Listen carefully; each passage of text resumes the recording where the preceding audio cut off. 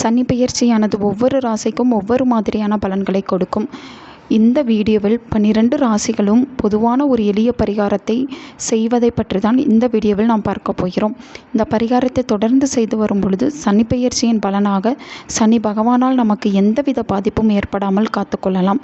இப்போது அந்த பரிகாரத்தை தெரிந்து கொள்ளலாம். சனி பகவான் ஒரு ராசியில் வரும்போது அந்த ராசிக்காரர்களுக்கு தொடர்ந்து துன்பத்தை தருவார் என்ற அச்சம் நிலவி வருகிறது.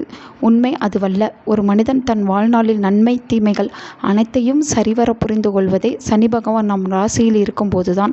அதை தெளிவாக உணர்ந்து இனி வரும் நாட்களில் தெளிவான சிந்தனையுடனும் நல்ல எண்ணங்களோடும் யாரையும் துன்புறுத்தாமல் நேர்மையுடன் ஒருவர் வாழ முற்பட்டால் அவர்களை வாழ்க்கையில் உயர்நிலையை அடைய நிச்சயமாக இவர் வழி செய்வார் என்பதில் சந்தேகமே இல்லை.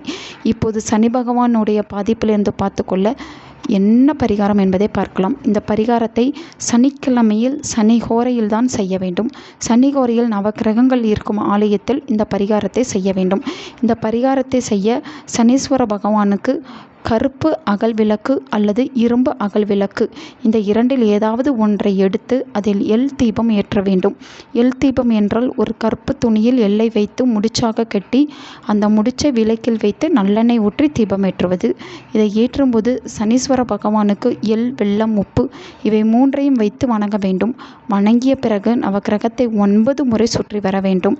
இதை 9 சனிக்கிழமை செய்ய வேண்டும்.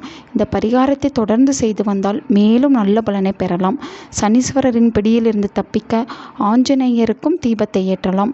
ஆஞ்சநேயருக்கு ஏற்றும்போது கருப்பு எல்லை பொடி செய்து பவுடராக்கி அத்துடன் வெல்லத்தையும் பொடி செய்து இரண்டையும் ஒன்றாக பிசைந்து மாவிளக்கை போல இந்த பொடிகளை வைத்து அகல் செய்து கொள்ள வேண்டும். அதன் பிறகு இந்த நாம் செய்து வைத்த அந்த அகல் விளக்கில் கருப்பு நூல் அதாவது கருப்பு துணியை திரி போல போட்டு நல்லெண்ணெய் ஊற்றி தீபம் ஏற்ற வேண்டும்.